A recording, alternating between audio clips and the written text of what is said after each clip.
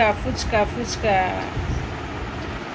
এসে গেছে, গরমা গরম ফুচকা। গরমা গরম বলা ভুল, মেঘলা দিনে একদম মচমচে ফুচকা তো মনে হচ্ছে। আমি একটা ফুচকার সঙ্গে খুলে দিচ্ছিলাম, কি সর্বনাশ, ফুচকা সমেত সর্বনাশ। তাকে বলছি 5 টাকা নিয়ে নিবি, 10 টাকা দিয়ে যাচ্ছি, টাকা নিয়ে নিবি না।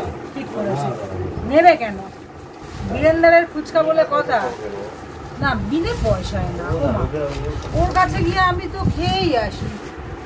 নিয়ে এসছে জল ফুচকা, নিয়ে এসছে দই ফুচকা। ও কিন্তু গিয়ে ফুচকা যতই বলো, বাড়িতে বসে খাওয়া আর ওখানে গিয়ে খাওয়া দুটোর মধ্যে ডিফারেন্স আছে। আমার শরীরটা আজ ভালো লাগছিল না বলে গেলাম না, কিন্তু দেখছি লস হয়েছে। বীরেন্দ্রের কাছে গেলেই ভালো হতো।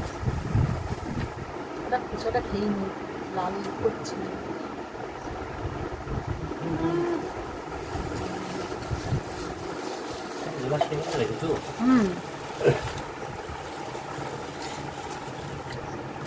চুরমুর, আচ্ছা টক জলটা আবার ঢালি। একদম সেই স্বাদ, সেই স্বাদ। দেখি চুরমুরটা কেমন হয়েছে, সব কিছু টেস্ট করি।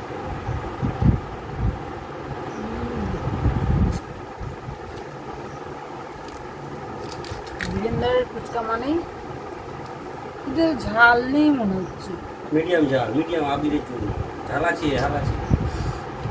গেলেই ভালো হতো, ঝাল ঝাল। আমি লঙ্কা কেটে দিচ্ছি, তুমি খাবে? না না না, আলাদা দেবে এক্ষুনি কেটে? না, এই কেটে দেওয়ার মজা আলাদা, আর বীরেন্দ্রের হাতে খাওয়ার মজাটা আলাদা।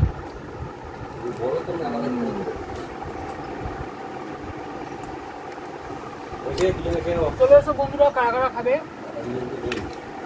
জল ফুচকা, দই ফুচকা, চুরমুর। এই হলো আমাদের সন্ধ্যের টিফিন। চলে এসো, চলে এসো, তাড়াতাড়ি চলে এসো।